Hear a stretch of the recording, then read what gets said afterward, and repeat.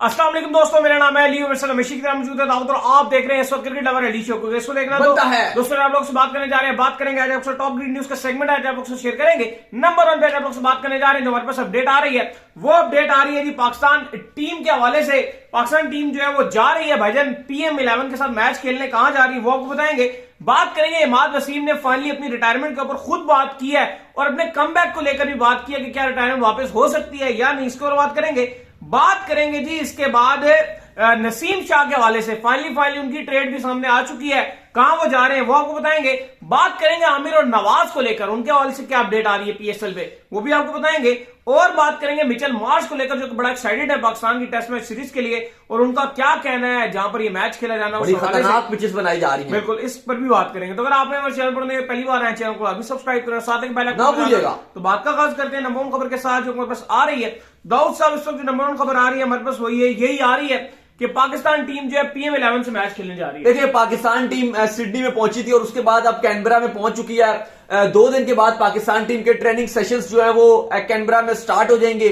और जो ऑस्ट्रेलिया के प्राइम मिनिस्टर हैं एंथनी, उन्होंने पाकिस्तान टीम की दावत भी रखी है। 5 दिसंबर को कैनबरा में शान मसूद की क़यादत में पाकिस्तान टीम दावत में जाएगी, जहां पर आलीशान किस्म की प्राइम मिनिस्टर हाउस में जो है वो दावत होगी और तमाम पाकिस्तान की टीम को भी मदऊ किया गया, ऑस्ट्रेलिया की टीम को भी मदऊ किया गया। तो कैनबरा में इनकी खाने की दावत रखी गई है। 6 तारीख से जो है वो पाकिस्तान टीम का जो है वो आपको पता है कि मैच का आगाज हो जाएगा। जो पाकिस्तान 4 डे एक मैच खेलेगा वो स्टार्ट होगा कैनबरा में 6 तारीख से 9 तारीख तक मानुका ओवल कैनबरा में खेला जाएगा। और फिर उसके बाद फर्स्ट टेस्ट मैच पाकिस्तान 14 दिसंबर से 18 दिसंबर तक पर्थ में खेलेगा। फिर 26 से 30 जो बॉक्सिंग डे टेस्ट मैच होगा वो मेलबर्न में खेला जाएगा। और उस टेस्ट मैच से पहले जो एंथनी है और ऑस्ट्रेलियन क्रिकेट बोर्ड है, इन्होंने फैसला किया कि ज़का अशरफ को भी बुलाया जाएगा। और जो Boxing Day test match Melbourne वाला है, वहां पर ज़का अशरफ को भी इनवाइट किया गया है कि आप आइए और वो टेस्ट मैच को देखिए। तो ज़का अशरफ भी जो क्रिसमस होगी और जो बॉक्सिंग डे टेस्ट मैच होगा वो वहीं पर ही देखेंगे। और उसके बाद फिर आखिरी टेस्ट मैच जो सिडनी में खेला जाएगा वो खेला जाएगा 3 से 7 तारीख तक जनवरी में खेला जाएगा सिडनी में। तो ये है पाकिस्तान टीम का टोटल शेड्यूल। ज़का अशरफ भी जा रहे हैं सेकंड टेस्ट मैच देखने के लिए 5 दिसंबर को, यानी कि अगले 4 दिन के बाद जो है 5 दिन के बाद पाकिस्तान टीम की प्रॉपर जो है वो कैनबरा में दावत रखी गई है। फिलहाल पाकिस्तान टीम आराम करेगी क्योंकि बहुत ज्यादा ट्रैवलिंग स्ट्रेस था। आपको पता है इतनी लंबी ट्रैवलिंग है, फिर दुबई में रुके, फिर वहां से सिडनी गए, सिडनी में से रुके डायरेक्ट उसके बाद कैनबरा में गए। तो पाकिस्तान टीम का इंतहाई जो ट्रैवलिंग स्ट्रेस था वो बहुत ज्यादा था। तो अब पाकिस्तान एक आध दिन आराम करेगा और फिर प्रैक्टिस का आगाज करेगा। बिल्कुल। खैर जी, इसके बाद हमारे पास अपडेट आ रही है जी, वो अपडेट आ रही है इमाद वसीम को लेकर। और अपडेट ये आ रही है कि इमाद वसीम ने फाइनली जो है वो आज अपनी रिटायरमेंट के ऊपर आकर बात की है। इमाद वसीम का ये कहना है जी अपनी रिटायरमेंट को लेकर कि मैं मेंटली बहुत ज्यादा फ्रस्ट्रेट था, जिसकी वजह से जो है मैं एक राइट डायरेक्शन में नहीं था मेंटली, जिसकी वजह से मैंने जो है रिटायरमेंट का ऐलान किया है। और अब मैं मेंटली जो है कह रहे हैं काफी राइट डायरेक्शन में हूं, लेकिन जिंदगी आप कुछ भी कह सकते हैं। कमबैक को लेकर उन्होंने कहा कि जिंदगी में कुछ भी पॉसिबल है। देखिए, आज इमाद वसीम ने बात की अपने रिटायरमेंट को लेकर। सवाल उनसे पूछा गया कि एकदम से क्या होगा कि आपने रिटायरमेंट दे दी, अभी आप जिस तरह से एक्टिव क्रिकेटर थे, लीग्स भी खेल रहे थे, लग रहा था कि अभी आप पाकिस्तान टीम की भी लास्ट सीरीज खेले थे, तो नजर आ रहा था। तो वो कहते हैं देखो, पहले तो मैं अपने रियल मेंटल स्टेट में नहीं था, अगर मैं होता तो यकीनन तौर पर मैं रिटायरमेंट ना लेता। दूसरा, उनसे सवाल किया गया कि क्या आप रिटायरमेंट वापस लेने का ख्याल रखते हैं, तो उन्होंने कहा कि नहीं, मैंने इसलिए तो रिटायरमेंट नहीं ली कि मैं वापस ले लूं, लेकिन हाँ, लाइफ में कुछ भी हो सकता है। ये मैं नहीं कह सकता कि इम्पॉसिबल है कि मैं रिटायरमेंट ना लूं। बिल्कुल हर चीज पॉसिबल है और हर चीज मुमकिन है और कुछ भी हो सकता है। फिर उनसे पूछा गया कि आपने कराची किंग्स छोड़ दी, तो उन्होंने सलमान इकबाल की भी बात की कि उनके साथ बड़ा 8 साल का बड़ा अच्छा सफर रहा है।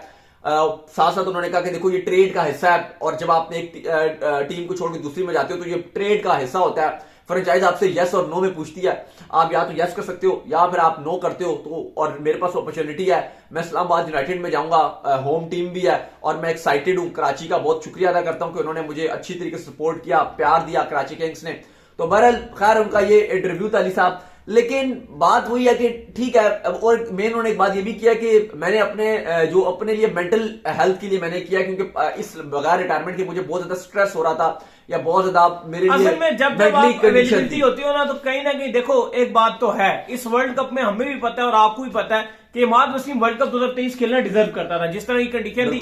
और फिर इसके बाद जब जो खेल रहा हो ना उनके मुकाबले में उससे परफॉर्मेंस बिल्कुल ना हो रही हो ना, बंदे को और गुस्सा आता जाता है कि यार मैं यहां बैठा हुआ हूं, मुझे नहीं लेकर गए, इसको लेकर गए और इसने क्या उखाड़ लिया वहां जाकर। नवाज का मेरे कंपटीशन में ये गया ना, इसने क्या कर लिया वहां जाकर, और इसके बावजूद के वहां उसकी जो श्रीलंका वाला एशिया कप तो उसमें परफॉर्मेंस ही नहीं, और बंदे को गुस्सा आता है। तो ये बाद भी इवन नवाज परफॉर्मेंस लगातार एशिया कप में दिखा रहे थे ना, उससे पहले न्यूजीलैंड सीरीज में दिखा रहे थे, नवाज परफॉर्म कर रहा था, वहां पे उठा के इमाद को डाल दिया।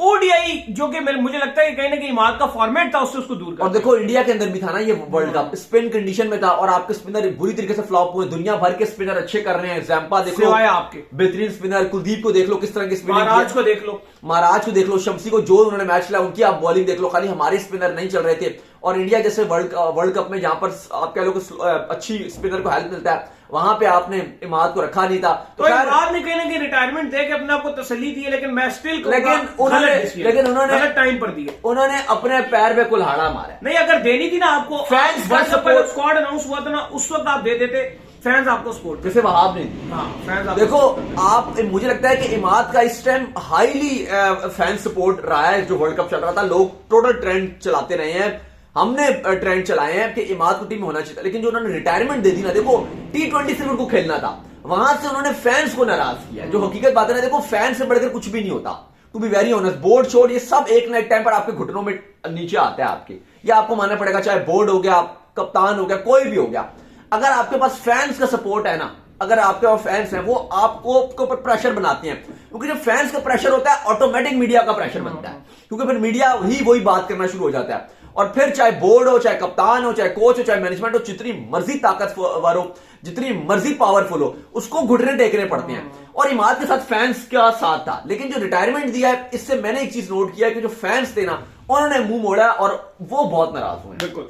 खैर जिसके बाद हमारे पास अपडेट आ रही है जी, वो अपडेट आ रही है आपके नसीम शाह को लेकर। तो नसीम शाह जो उनकी ट्रेड हो गई है इस्लामाबाद यूनाइटेड के साथ, होने लगी है, बस हो ही गई है तकरीबन। दो डील उनके, देखो नसीम शाह का भी एक मुहम्मा बना हुआ है। बार बार जो मुल्तान सुल्तान वाले हैं वो अपनी एक स्क्रीनशॉट लगाते हैं अपने लैपटॉप का, जिसमें उन्होंने लिखा होता है कि नसीम शाह बेस्ट पहले उन्होंने इफ्तिखार का भी लगा लिखे हुए थे, इफ्तिमानी इफ्तिखार वगैरह की वीडियोस रखी हुई थी और इफ्तिखार डाल दिया। अभी उन्होंने नसीम शाह का भी रखा हुआ है, नसीम शाह बेस्ट पहल, और वो होपफुल है कि हमारे पास आ जाए। बहुत कोशिश किया है, पिछले एडिशन में भी आपको याद होगा कि इवन अपनी प्लेटिनम कैटेगरी में जो पिक कर लिया था इसने, मुल्तान सुल्तान ने, फिर एकदम से जो है वो कोयटा ने राइट टू मैच यूज किया और वापस अपने पास जो है वो ले लिया था नसीम शाह को। तो बहुत इंटरेस्ट शो कर रही थी मुल्तान सुल्तान, लेकिन ऐसा लग रहा है कि अभी तक उनके साथ डील नहीं बन पा रही है। और अब इस्लामाबाद यूनाइटेड के साथ जो डील है वो आखिरी मराहिल पर जारी है। और कोयटा चाह रहा था कि आजम खान भी हमें दे दो, लेकिन आजम खान खुद भी इंटरेस्ट शो नहीं कर रहे जाने में, और उन्होंने कहा कि मैं कोयटा में नहीं जाना चाहता, क्योंकि मैं बाहर कोयटा से आऊं तो मेरा नाम भी अच्छा बन रहा है और मेरे ऊपर जो फादर का एक प्रेशर रहता है वो भी मेरे से हटा हुआ है। और शादाब खान खुद भी बड़े एक्साइटेड है आजम खान को लेकर के, बड़ा ताबड़तोड़ खेलते हैं। वसीम जूनियर का तो फैसला हो चुका था कि वो कोयटा जाएंगे और उनके बदले नसीम शाह आएंगे, प्लस बोनस पे एक खिलाड़ी और देना चाह रहे थे। तो फैसला कर लिया गया कि इब्रार, और इब्रार मेरे ख्याल से राइट डिसीजन है। इब्रार को भी खुद अगर नहीं भी भेज रहे, इब्रार खुद फोर्सफुली करें कि मुझे भेजो। इब्रार को इस्लामाबाद से निकलना पड़ेगा, क्योंकि अगर वो इस्लामाबाद में रहेंगे तो ना वो मैच खेल सकेंगे और ना उनकी परफॉर्मेंस सामने आएगी। इस टाइम इब्रार उभरते हुए स्टार है पाकिस्तान के, उनको अपनी वाइड बॉल में भी जगह बनानी चाहिए। लेकिन अगर इस्लामाबाद यूनाइटेड में रहे, देखो अभी इमाद नसीम भी उस टीम में आ गया, यकीनन तौर पर वो प्लेइंग 11 में खेलेगा। शादाब खान कप्तान है, यकीनन तौर पर वो खेलेंगे, और दोनों ऑलराउंडर से T20 के। तो फिर जो प्योरली बॉलर है इब्रार जैसा, उसकी तो नामुमकिन है कि एक मैच भी नहीं खेलने का मौका मिलेगा, एक मैच, क्योंकि दो ऑलरेडी स्पिनर है, तीसरा को एक आध दिया और बाहर को पिक कर लिया, कोई ऑलराउंडर इनके पास और आ गया, तो इन्होंने तो बिल्कुल ही नहीं खेला। इब्रार की इस टाइम पर हाइप बड़ी है। इब्रार अगर ये PSL खेल जाते हैं और विकेट्स ले जाते हैं तो कहीं ना कहीं T20 में भी जगह बना सकते हैं। और कोयटा को ऑलरेडी बहुत जरूरत है, क्योंकि कोयटा की जिस तरह की टीम है उनके पास प्रॉपर स्पिनर नहीं है। अभी आगे खबर देंगे, नवाज भी कोयटा से क्योंकि जा रहे हैं, और अगर वो नहीं भी जाते तो नवाज की up to the mark performance नहीं है। लास्ट में हसरंगा को उन्होंने पिक किया था, वो आए नहीं थे खेलने के लिए। और कोयटा बार बार ये मैनेजमेंट और सरफराज अहमद और नदीम उमर साहब यही बोलते रहे कि हमारे पास स्पिनर नहीं था, इसलिए हम फारिग हो रहे थे। तो अगर उनको इब्रार जैसा एक लोकल स्पिनर मिल जाता है तो मेरे ख्याल से बहुत यूजफुल रहेंगे, बहुत फायदा कोयटा के लिए। एक हल्के और सस्ते पैसों में एक स्पिनर इनको प्रॉपर मिल जाएगा। आई थिंक सिल्वर कैटेगरी में इनको मिलेगा, तो बड़ी ढीली सी कैटेगरी में सस्ते दामों में एक अच्छा स्पिनर मिल जाएगा, प्लस नसीम जूनियर मिल जाएगा। नसीम तो ऑलरेडी फैसला कर चुके हैं कि वो कोयटा से जाएंगे। अगर कोयटा उनको ट्रेड नहीं करता तो उनको मुफ्त में ड्राफ्ट में डालना पड़ेगा। उससे बेहतर है कुछ ले दे के बात कर लें तो बेहतर है, एज कंपैरिजन कि आपको बैठे बैठे नसीम शाह खाली ड्राफ्ट में डालना पड़े। वो तो बुरा है ना कि आपने बस ड्राफ्ट में डाल दिया। उससे बेहतर है किसी से कोई ट्रेड शेड करके कोई अच्छे दामों में कोई ले लो। तो यही वजह है कि अब क्योंकि जो ये पहले मुल्तान के साथ डील बना रहे थे, तो जो आई थिंक ये बेहतर रहेगा अबरार के लिए भी कि अगर वो चले जाते हैं कोयटा में, वसीम जूनियर और अबरार दोनों कोयटा में चले जाएंगे और बदले में जो आपके नसीम शाह हैं वो चले जाएंगे इस्लामाबाद यूनाइटेड में। चले खैर, जिसके बाद हमारे पास अपडेट आ रही है जी, वो अपडेट आ रही है आमिर और नवाज को लेकर जो अपडेट आ रही है, इनका क्या बनने जा रहा है जी? देखिए, बड़ी खबर आ रही है और जैसे हम कल से आपको आमिर की खबर दे रहे हैं कि अभी तक आमिर की जो मिस्ट्री है वो अभी तक सॉल्व नहीं हुई कि आमिर क्या कराची किंग्स छोड़े या नहीं छोड़े। लेकिन अब थोड़ी सी बात जो है वो थोड़ा सा आगे गई है, क्योंकि कराची किंग्स ने थोड़ा सा होल्ड किया था, क्योंकि वो देखना चाह रहे थे कि आमिर के बदले कोई वो बेहतर चीज हासिल करें, बेहतर ट्रेड प्लेयर जो हासिल करें। तो अब कराची किंग्स ये देख रहा है कि इमाद वसीम ऑलरेडी जा चुके हैं और उनकी जो स्लॉट है ना इमाद वसीम वाली, वो है बिल्कुल खाली, जिसमें उनको एक ऑलराउंडर चाहिए। तो देख रहे हैं कि अगर नवाज हमारे पास आ जाता है तो जो इमाद वसीम की कमी थी वो भी पूरी हो जाएगी। एक ऐसा प्लेयर मिल जाएगा जो बैटिंग भी कर सकेगा, बॉलिंग भी कर सकेगा और वो परफेक्ट रिप्लेसमेंट है नवाज। तो कराची किंग्स ये भी अब राब्ते में रहा और अभी आप कह लें कि काफी इम्कान है, क्योंकि अगले 24 घंटे के अंदर फैसला हो जाएगा कि या तो ये आमिर को रिलीज कर रहे हैं या तो ये नहीं कर रहे हैं। लेकिन जाहिर है कोई जो इतना जब मामला हो गया है कि उन्होंने खबरें भी आ गई, हर जगह चलना शुरू हो गया, तो पॉसिबल है कि ये रिलीज कर ही देंगे आमिर को।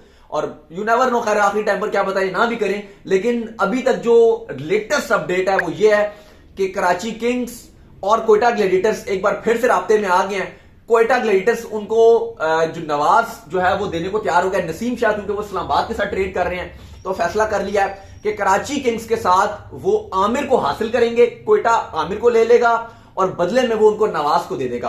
और लेकिन अली अभी तक जो सबसे बड़ा मसला बना हुआ है ना कराची किंग्स के लिए, वो उनके कप्तान के लिए बना हुआ है। कराची किंग्स का कप्तान कौन होगा? क्योंकि अभी तो उनकी पूरी कोशिश है कि वो शान मसूद को ले लेंगे, लेकिन अगर शान मसूद को ये नहीं लेते हैं, फिर अगर आप इनके स्क्वाड में देखोगे तो क्या आपको ऑप्शन नजर आ रहा है? फिर तो ये हो सकता है कि पॉसिबल कि शोएब मलिक के साथ ही कप्तानी के लिए चले जाएं।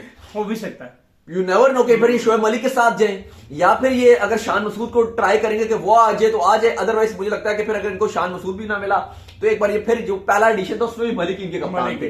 फिर बाद में बड़ी रवि बुपारा के साथ बड़ी कंट्रोवर्सी चली। रवि बुपारा ने प्रेस कॉन्फ्रेंस में आके मलिक को क्रिटिसाइज किया कि ये उन्होंने किया, फलाना किया, ढिमकाना किया। फिर बाद में रवि बुपारा को ही कप्तानी दे दी गई, फिर उनको उठाया गया, फिर अफरीदी के पास कप्तानी के लिए गए। हाँ, फिर बाद में अफरीदी के पास गए, अफरीदी ने पहले तैयार हो गए, फिर बाद में मना कर दिया। उन्होंने कहा आप इमाद को कप्तानी दो, फिर इमाद बन गए। फिर बाबर तैयार हो गए कप्तानी बनने के लिए, मैं बाबर को दी, फिर दोबारा इमाद को दी, अब इमाद चले गए। तो कराची किंग्स भी एक ऐसा रहा जहां पर कप्तानी का कुछ समझ नहीं आता, एक बहुत ज्यादा पॉलिटिक्स रहती है कप्तानी को लेकर के, उसको दे दो, उसको दे दो, वो कहता मुझे दे दो। तो अभी कराची किंग्स अभी परेशान है कि कप्तानी किसको देनी है। लेकिन ये चीज हो रही है कि जो अपने प्लेयर्स हैं, नवाज जैसे अगर इधर आ जाएंगे, आमिर चले जाएंगे, काफी कराची किंग्स की पॉपुलैरिटी पे इस बार अली धचका लगेगा, क्योंकि इमाद हो गए और आमिर हो गए, ये दो ऐसे प्लेयर थे जो कराची किंग्स की एक बहुत वैल्यू बढ़ा रहे थे। बेशक जान बने हुए थे, इनको क्रिटिसाइज बहुत ज्यादा किया जा रहा था सोशल मीडिया में, लेकिन वही कराची किंग्स की मकबूलियत का भी पॉजिटिव साइन में था वो। बेशक आप कहते हो ना नेगेटिव जो पॉपुलैरिटी थी कभी कभी वो भी बहुत बढ़ जाती है। और कराची किंग्स एक ऐसी फ्रेंचाइज थी, वाहिद एक ऐसी फ्रेंचाइज थी जिसका अगर वो कराची के नहीं भी है ना, जैसे लाहौर के अंदर एक टाइम पर बहुत पॉपुलर थी, अभी भी लाहौर के अंदर बहुत पॉपुलर है, लाहौर कराची का मैच, लेकिन कराची किंग्स की भी हाइप बन गई थी कि कराची किंग्स जिसके साथ भी मैच खेल रही है ना उसकी हाइप बनी हुई है। सही बात है, मजा आता है। लोग ये चाहते, चलो कुछ लोग चाहते कि आमिर को मार पड़े, कुछ लोग कराची की नेगेटिविटी में देखना चाहते, कुछ चाहते थे आमिर विकेटें उड़ा दे, कुछ चाहते कि कराची किंग्स हार जाए, शर्जील आगे छक्के छुके मारे, कुछ चाहते कराची किंग्स हार जाए, वो भी देख रहे थे। लेकिन कराची किंग्स की जो पॉपुलैरिटी वो थी, वो इस बार जो सर्वे भी किया गया था, मैं देख रहा था, वो किया गया था कराची किंग्स तमाम फ्रेंचाइजीज के ऊपर थी। इवन लाहौर के अंदर जब हार रही थी उस टाइम उनकी बहुत वैल्यू थी, ऐसा ही है। लेकिन अभी थोड़ी सी लाहौर के अंदर की वैल्यू वो चीज नजर नहीं आई जो पास के सीजन में नजर आ रही थी। लेकिन कराची किंग्स को गालियां लोग इतनी सोशल मीडिया में दे रहे थे, लेकिन वही वजह उनकी पॉपुलैरिटी की भी बन गई थी। तो देखते हैं कि अगर वो आमिर को भी रिलीज कर देते हैं, इमाद ऑलरेडी रिलीज हो गए, तो फिर कराची किंग्स का क्या होगा। खैर, इसके बाद जो अपडेट आ रही है जी, वो आ रही है मिचेल मार्श को लेकर जो है अपडेट आ रही है। और अपडेट ये आ रही है कि मिचेल मार्श कह रहे हैं कि बड़ी बाउंसी विकेट जो है तैयार की जा रही है पर्थ में जी। देखो वो तो हमें भी पता है, ऑब्वियसली हम बार बार बता रहे हैं कि पर्थ का जो विकेट है ऑलरेडी वहां पे ड्रॉप इन पिचेस इंस्टॉल कर दी गई हैं और बाउंसी ट्रैक मिलेगा। पहला टेस्ट मैच ही पाकिस्तान के लिए खतरनाक होगा, क्योंकि इंडिया जब भी गया है उन्होंने हमेशा से ये रिक्वेस्ट किया कि हम पर्थ में पहला टेस्ट मैच नहीं खेलेंगे। मैं हमेशा से बात करता आया हूं कि पीसीबी कोहली साहब ये सोचना चाहिए था कि आप रिक्वेस्ट करते कि हमें पहला टेस्ट मैच सिडनी में खिलाया जाए, फिर एमसीजी में खिलाया जाए और फिर पर्थ में खिलाया जाए। ये नहीं कि पहले, और जो ऑस्ट्रेलिया उसकी कोशिश यही होती है कि जब भी कोई एशियन टीम आए तो उसको जानकर या तो गाबा से स्टार्ट करवाया जाए या पर्थ से स्टार्ट करवाया जाए ताकि वो फंसे।